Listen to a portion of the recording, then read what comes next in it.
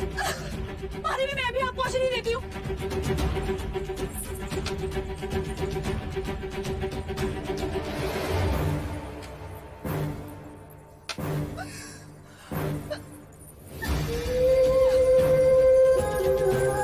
महादेवी ने तो औषधि ली ही नहीं।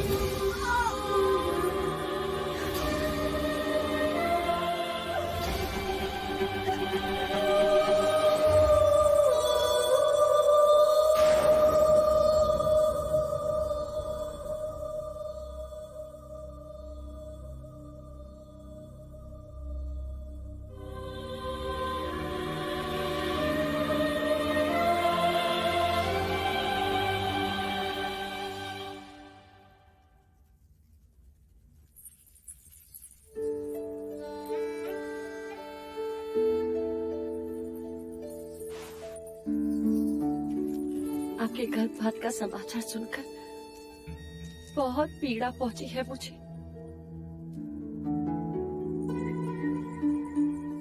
मैंने सारे प्रश्न ही मिटा दिए मंगला दीदी। अब राम कृष्ण को एक साथ एक ही में देखेंगे। बस एक ही आंख होगी शकुन वाली। अंजलि रानी, आपने तो उस दिन सहज कह दिया था कि महादेवी का ध्यान अब युवराज सिद्धार्थ पर नहीं होगा।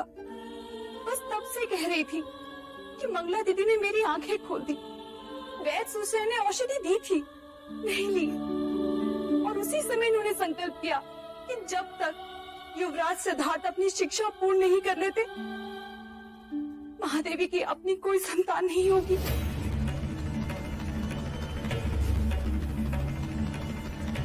इतना बड़ा त्याग।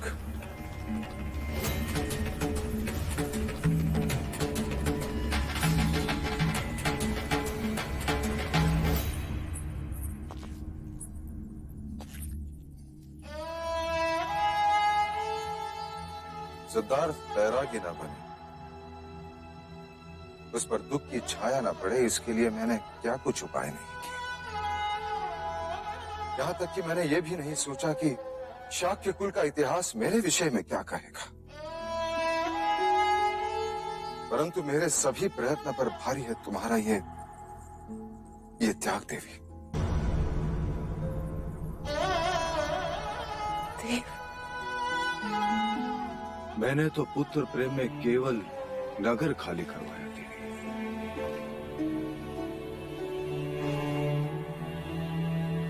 परंतु तुमने युवराज सिद्धार्थ के लिए अपनी कोख खाली कर दी। ये प्रमाणित कर दिया कि संबंध केवल रक्त से नहीं, प्रेम से भी बनते हैं। तुम्हारे जैसे मां का दृष्टांत कदाचित ही आने वाले इतिहास में कोई होगा। तुम्हारी इस भीष्म प्रतिज्ञा पर मैं नतमस्तक हूं देवी।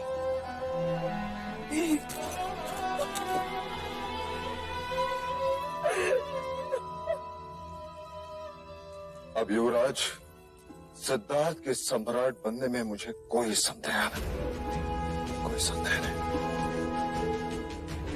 कौशिका। जी महाराज।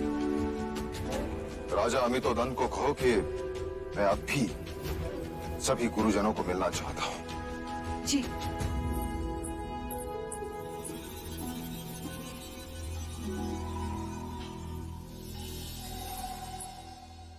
गुरुवर्य कौंडिन्य, कैसे चल रहा है शाक्य कुमारों का प्रशिक्षण?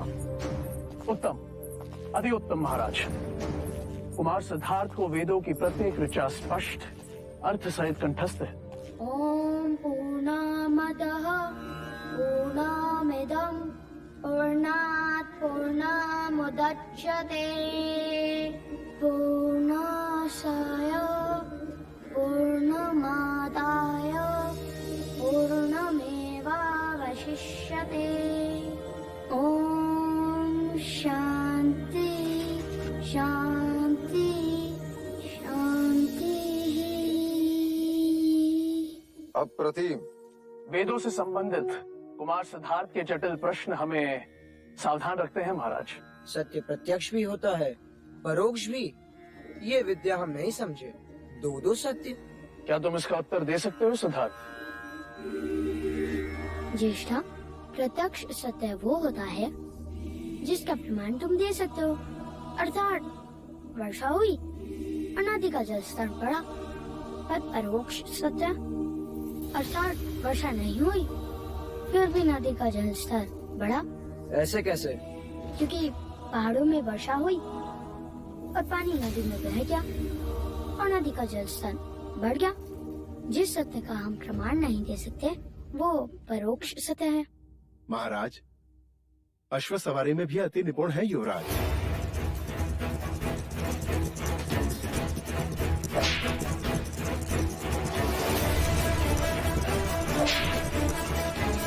अश्व से मित्रता करना, उसके प्रत्येक संकेत को परखना, उसे थकाए बिना उस पर सवारी करना।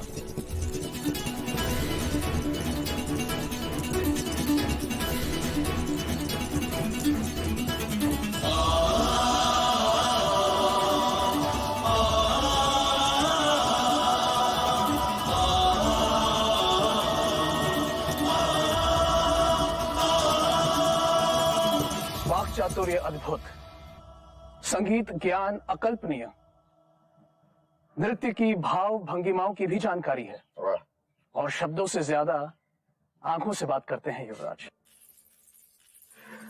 और शस्त्र अभ्यास आयुध विद्या में कितने पारंगत हैं युवराज?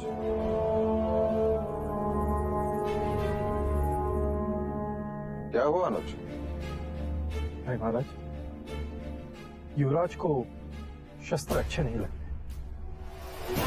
शस्त्र अच्छे नहीं लगते? एक क्षत्रिय को शस्त्र अच्छे नहीं लगते? इसका अर्थ ये नहीं है महाराज कि युवराज को शस्त्र चलाना नहीं आता, परंतु हाँ, शस्त्रों का उपयोग करना उन्हें अच्छा नहीं लगता। हाँ महाराज, केवल यही एक दोष है युवराज में। दोष युवराज में नहीं, दोष आप में है गुरुवर्य। मैंने आपको आदेश दिया था कि युवराज को ऐसा योद्धा बनाओ इस संपूर्ण भारतवर्ष के योद्धा उसके समक्ष नतमस्तक हो। अवश्य ऐसा ही होगा महाराज। मिट्टी में छुपे लोहे से तलवार बनने में समय तो लगता ही है, पर हमें धैर्य रखना होगा।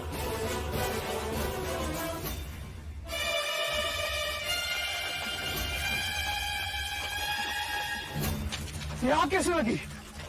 गुरुजी, हम कुटिया बना रहे थे, अचानक देवदत्त भैया ने आके उसमें आग लगा दी। हाँ गुरुजी, उस वक्त चलना कुटिया के भीतर था। देवदत्त, देवदत्त, क्या तुमने ये किया? हाँ, क्यों? आपको पाप से बचाने के लिए। कुटिया बनाते समय अछूत चन्ना ने मदद की थी, इस कारण। केवल इस कारण तुमने कुटिया जला दी? हाँ गुरुजी, अछूत के हाथों बनी कुटिया में आपको कैसे रहने देता? देवदत्त, तुम्हारी गुरु भक्ति से मैं बहुत प्रसन्न हूँ। आज से तुम्हें एक अधिकार देता हूँ, मेरा मल मूत्र तुम उठाओगे।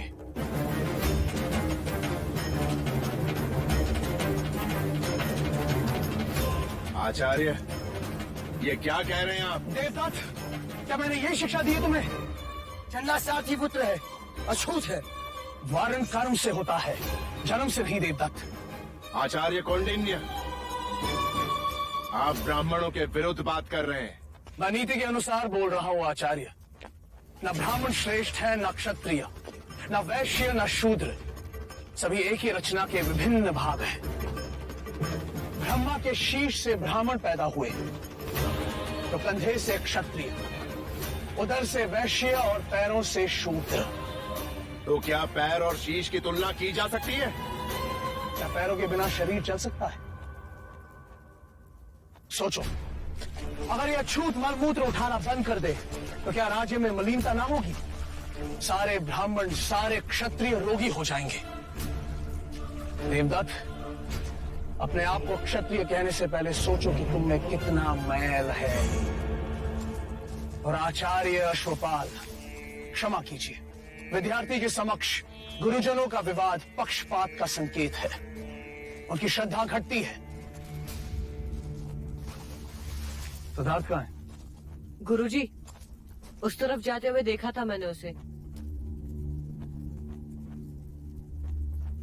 देवदत्त, ये कुटिया तुमने चलाई है, अब तुम ही इसे बनाओगे।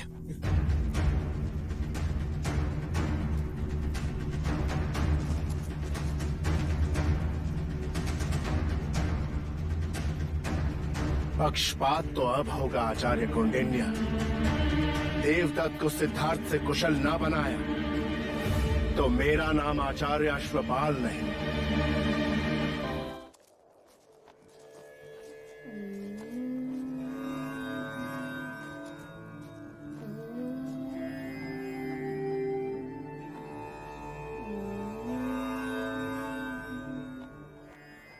सिद्धार्थ, तुम यहाँ क्यों चले आए? आप ही की तो सीख है आचार्य। क्रोध अग्नि स्वरूपा है और ध्यान जल स्वरूपा। क्रोध नष्ट करता है और ध्यान श्रेष्ठता बढ़ाता है। यदि मैं वहाँ होता तो ज्येष्ठा पर क्रोध कर बैठता, इसलिए यहाँ चला आया। सच कहा तुमने। आज मैं भी तुम्हारे साथ ध्यान में बैठना चाहता हूँ।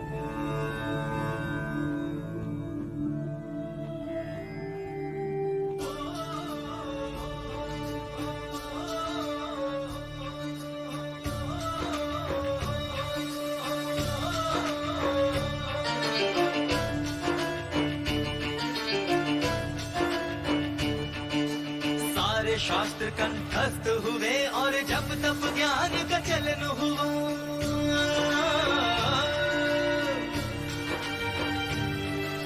छोटे से बड़े, बड़े से छोटे, बिंदु सिंधु का मिलन हुआ।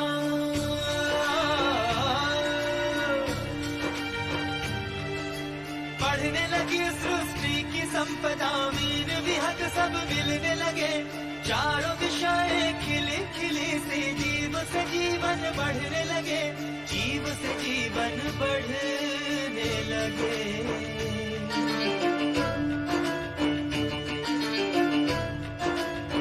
हो गति अश्व की, मति मनुष्य की, युद्ध नीति तलवार प्रहार।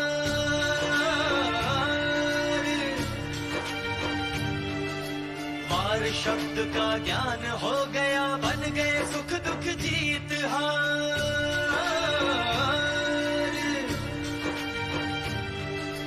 हवन ज्ञान का पूर्ण हुआ, विकसित हुआ ज्ञान भंडार। देखते देखते खिलने लगा, बीज से उपवन का श्रृंगार, बीज से उपवन का श्रृंगार।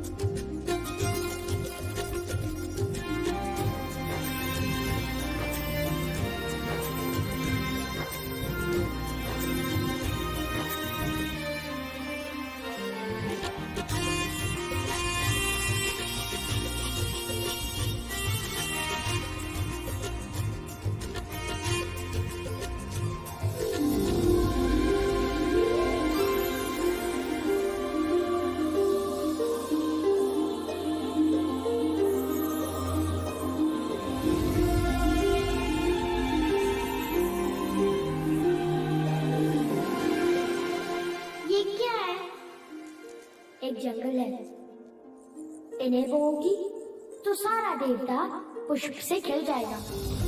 देखो सिद्धार्थ, तुम्हारे दिए हुए बीजों से पूरा वन खिल गया है। मैं आ रही हूँ कपिलवस्तु के कुमारों की परीक्षा देखने।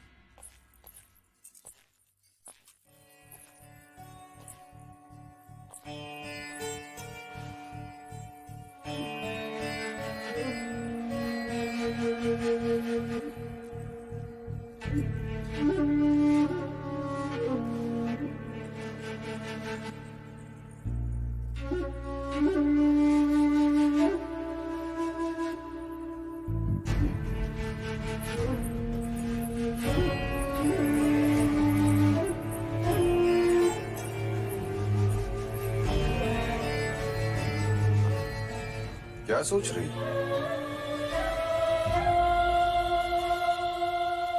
तुम्हारे हाथ कांप रहे हैं? हाँ देव, इस समय मेरा हृदय गगन ढोल से भी अधिक आंदोलित हो रहा है। जिज्ञासा तो सभी को है महादेवी। जिज्ञासा नहीं देव, भय। भय? क्यों?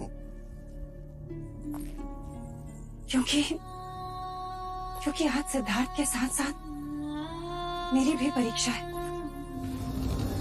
केवल तुम्हारी नहीं देवी, मेरी, गुरुजनों की, संपूर्ण शाक्य कुल की परीक्षा है। आज कपिल वस्तु के भविष्य और असित मुनि के वचन दोनों को परखा जाएगा। यदि आज सिद्धार्थ ने अपनी क्षत्रियता का प्रमाण नहीं दिया तो मैं अपने आप को कभी क्षमा नहीं कर पाऊंगी देव। तुम चिंता मत करो महादेवी, जो हवन निष्ठा से किया जाता है उसका फल भी अवश्य मिलता है। तुम केवल इतना सोचो कि हमने एक लोहे के टुकड़े को गुरुकुल भेजा था, अब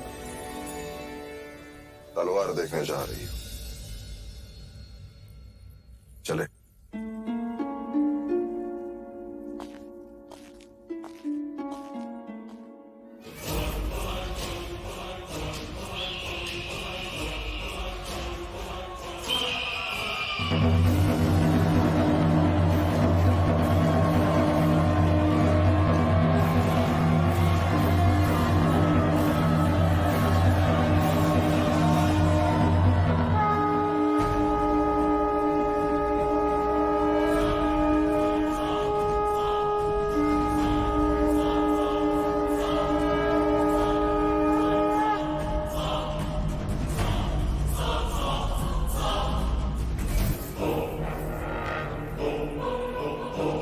अवसर है राजा देवदत्त, तेरी तलवार पूरी तरह से सिद्धार्थ पर भारी है, समाप्त कर दो उसे। ना रहे बांस, ना बजे बांसुरी। ना रहेगा सिद्धार्थ, ना होगा उत्तराधिकारी। राजगद्दी पर अपना अधिकार सिद्ध कर दो। गुरु अश्वपाल ने कहा है, प्रथम परीक्षा तुम्हारी ही होगी सिद्धार्थ समक्ष।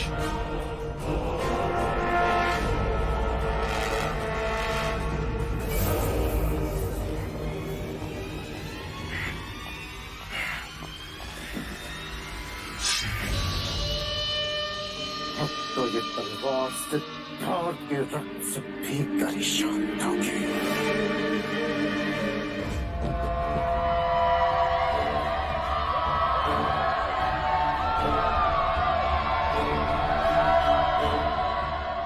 आज दो की जोड़ियों में प्रतियोगिता होगी। जो श्रेष्ठ होगा वही दूसरे प्रतियोगी के साथ युद्ध करेगा।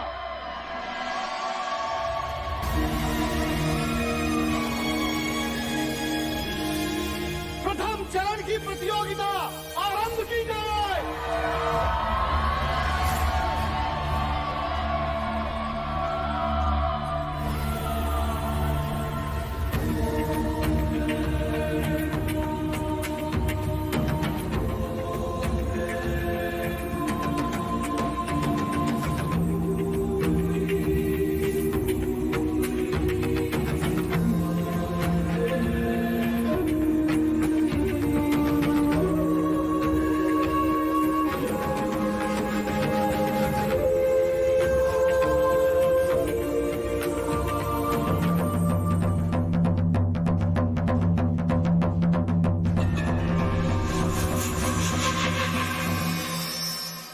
साम दाम दंड भेद मार जो भी हो, परंतु सर्वश्रेष्ठ मेरा देवदत्त ही होना चाहिए। नहीं तो अश्व के पैरों में तुम्हारा मस्तक होगा अश्वपाल। आप निश्चिंत रहे मंजली रानी, देवदत्त ही सर्वश्रेष्ठ होगा। उनकी विजय से ही तो मैं भी कौंडिन्य के सामने सर्वश्रेष्ठ बन पाऊंगा।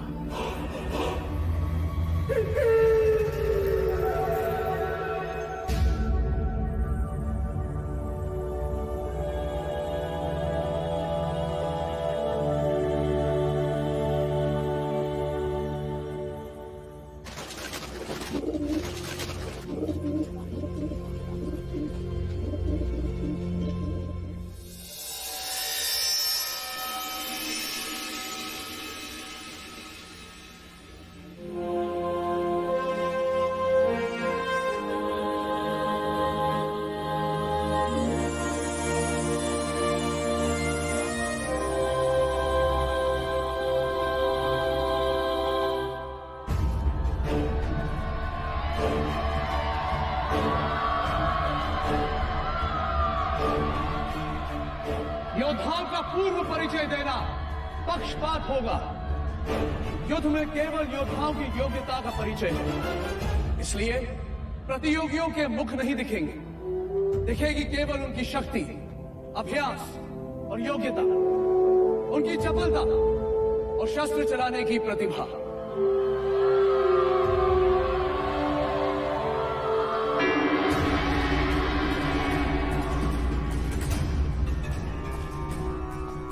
अपने शत्रु को समाप्त करने की तैयारी कर लो देवदत्त। राजगद्दी और तुम्हारे बीच केवल एक तलवार जितनी दूरी है।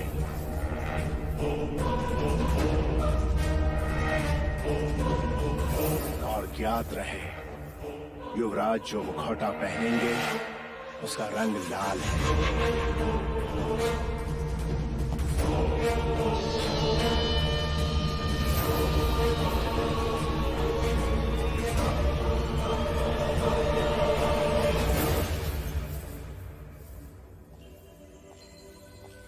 सिद्धार्थ, ये मुखौटा तुम्हारे लिए।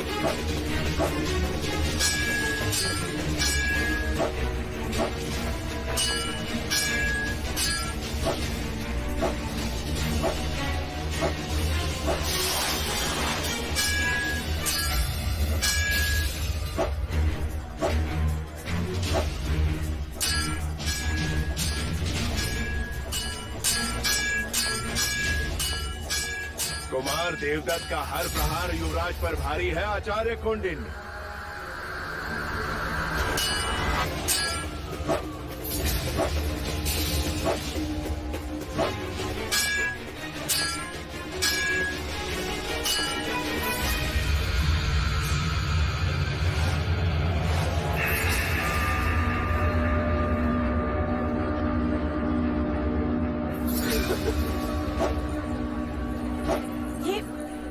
ये छल है। युद्ध में सब क्षमा है प्रजापति, किंतु यह केवल प्रतियोगिता है।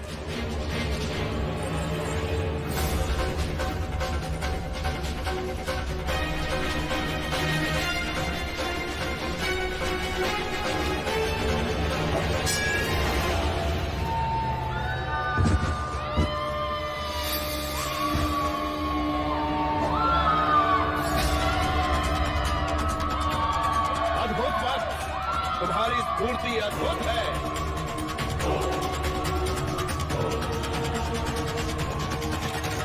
क्या कहना है आचार्य कौंडिन्य देवदत्त के बारे में? निसंदेह अद्भुत प्रदर्शन था।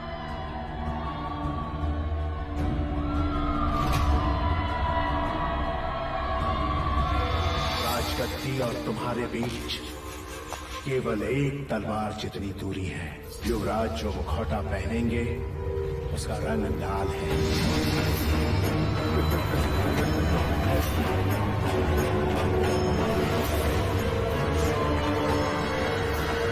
अरे क्या करोगे तब? क्या करो? अपने क्रोध पर अंकुश रखो। जाओ यहाँ से।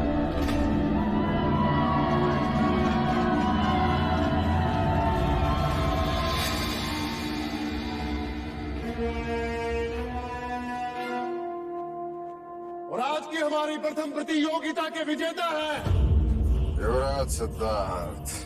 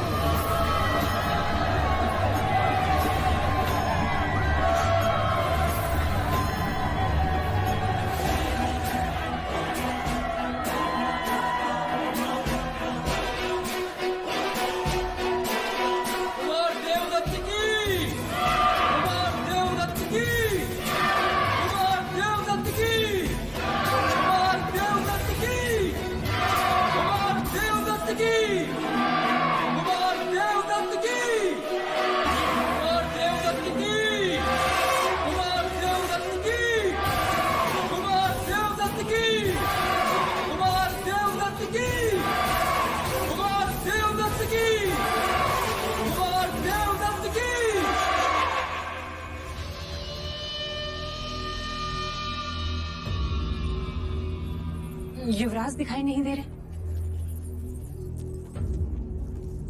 और अब आज की दूसरी प्रतियोगिता आरंभ होती है।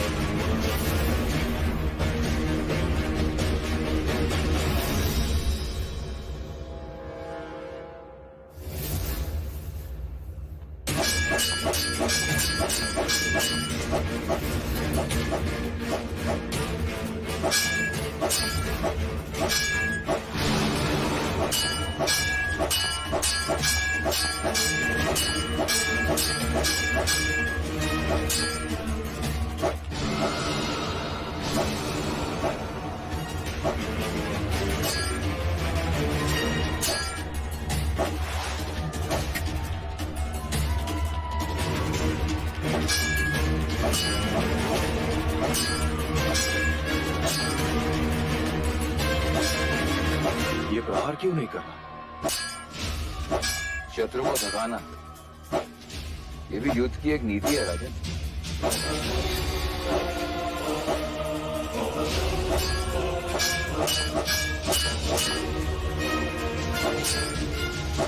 प्रतिभा करो, ये परीक्षा है, प्रतिभा दिखनी चाहिए।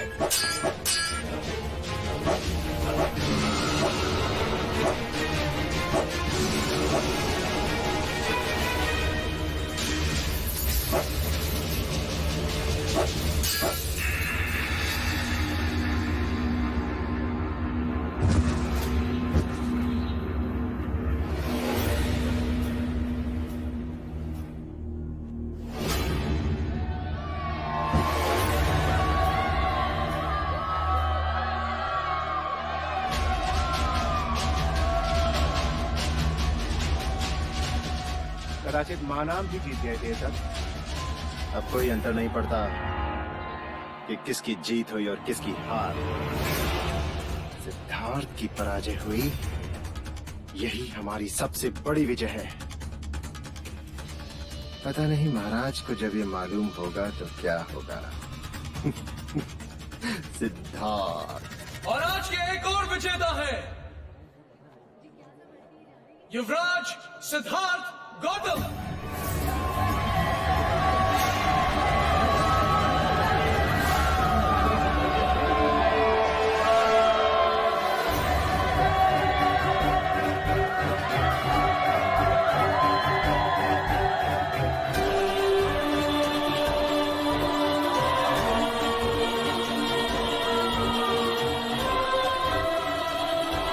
युवराज सिद्धार्थ की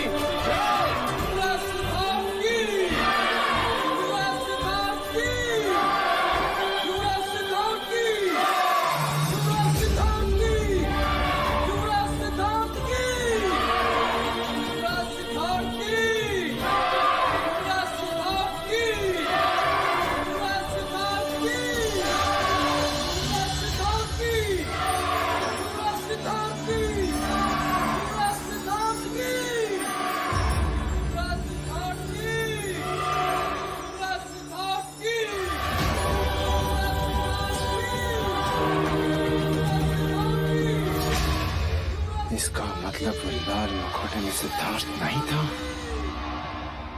कपट हुआ हमारे साथ।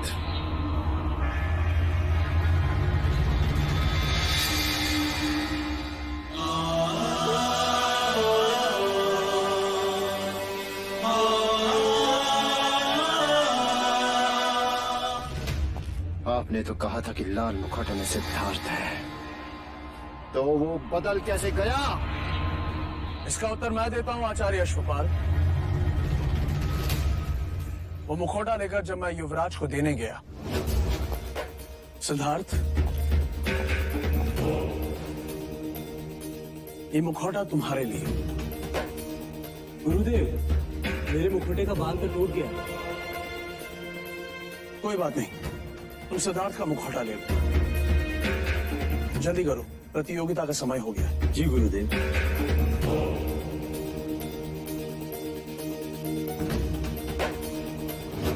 गुरु के लिए प्रत्येक शिष्य समान होना चाहिए। आचार्य अश्वपाल, कुमार देवदत्त के लिए आपका पक्षपात अच्छा नहीं।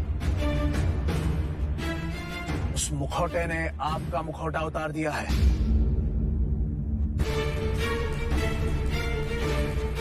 और कुमार देवदत्त, अपने क्रोध पर अंकुश रखो, वरना किसी दिन इस तरह फंस जाओगे कि कोई गुरु तुम्हें बचा नहीं पाएगा।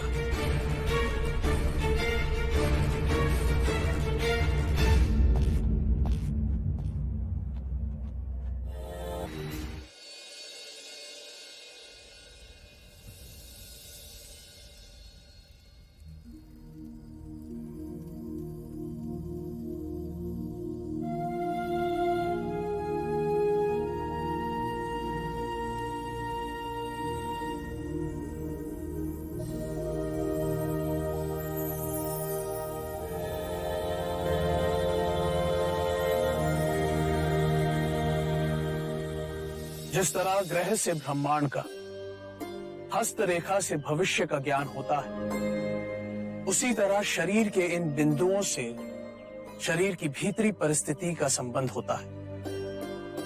जैसे नाड़ी परीक्षा से चिकित्सक को हृदय की गति का ज्ञान होता है। ये शरीर 10 भागों में विभाजित है। ये मध्य रेखा और दोनों ओर 5-5 विभाग। आज भी बड़े बड़े योगी चिकित्सक इस विषय पर विश्लेषण कर रहे हैं कि शरीर की पीड़ा का उत्तर स्वयं शरीर के पास ही है। हर एक अंग का प्रतिनिधित्व हाथ की हथेलियां और पैर के पंजे करते हैं। ऐसा कैसे हो सकता है? जैसे मस्तिष्क की पीड़ा को दूर करने के लिए आंखों के कोने की दोनों ओर 2 उंगली दूर दबाव देने से पीड़ा में राहत मिलती है।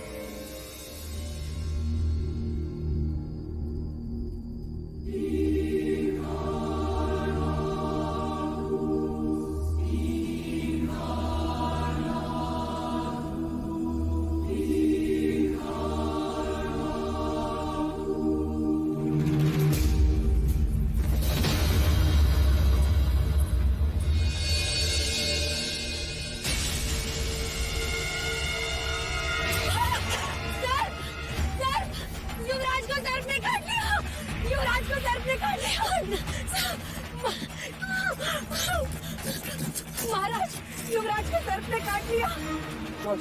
युवराज को भीतर ले चलो और राजवैद्य को तुरंत बुलाओ।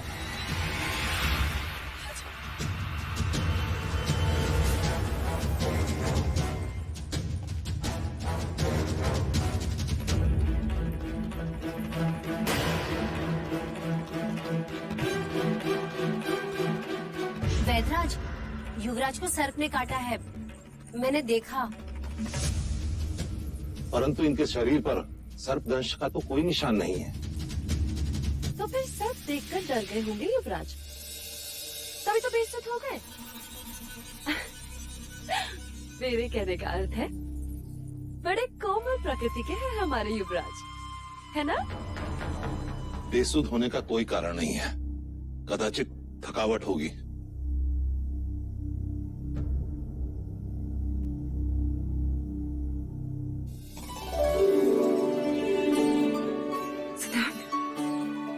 अब कैसा लग रहा है युवराज? कुछ नहीं। कुछ नहीं तो अचानक बेसुध कैसे हो गए? चिंता का कोई कारण नहीं है पिताजी। सिद्धार्थ पुत्र। माँ, इस समय मैं आपको कुछ भी नहीं बता पाऊंगा। मुझे तुरंत आचार्य कौंडिन्य के पास जाना होगा। चलो चलो। सिद्धार्थ ये तो बताओ हुआ क्या? निश्चिंत रहे पिताजी, लौट कर बताऊंगा सब कुछ।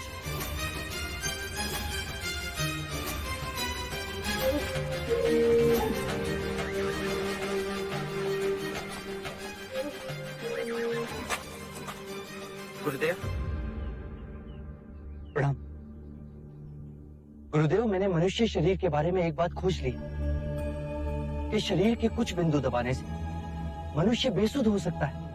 क्या? जी गुरुदेव, देखिए।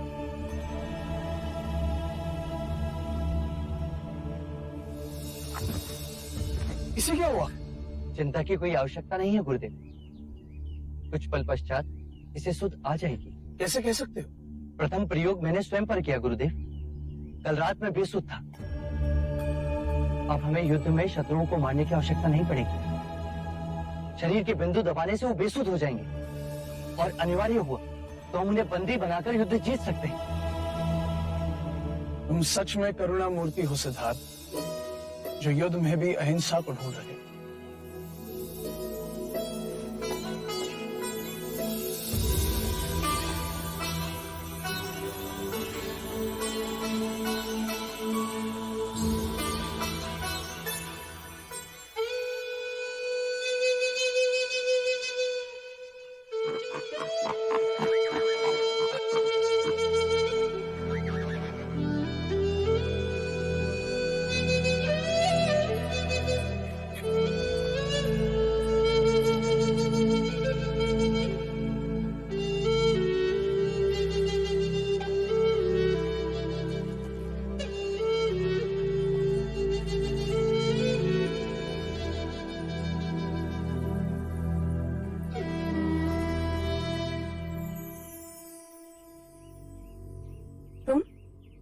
तुम कब आए?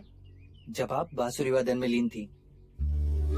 माँ, मैंने बहुत बार देखा है, जब भी आप आनंदित होती हैं या निराश होती हैं या जब स्वयं को अकेला पाती हैं, तो आप इस पेड़ के नीचे आके बैठ जाती हैं। आप क्यों बैठती हैं माँ? इस पेड़ में ऐसा क्या है? ये माया है, मेरी बड़ी बहन। इस पेड़ का नाम मैंने माया रखा है। इस पेड़ के साथ मेरी बहन जुड़ी है। ये परिवार का एक सदस्य है, बड़ों की तरह हमें छाया प्रदान करता है। ये जीवन भी देता है, पक्षियों के सुर में संगीत सुनाता है, मानो हमारा ख्याल रख रहा हो। जगमग है जिससे जग सारा, सत्य कथा पुरुषार्थ कथा।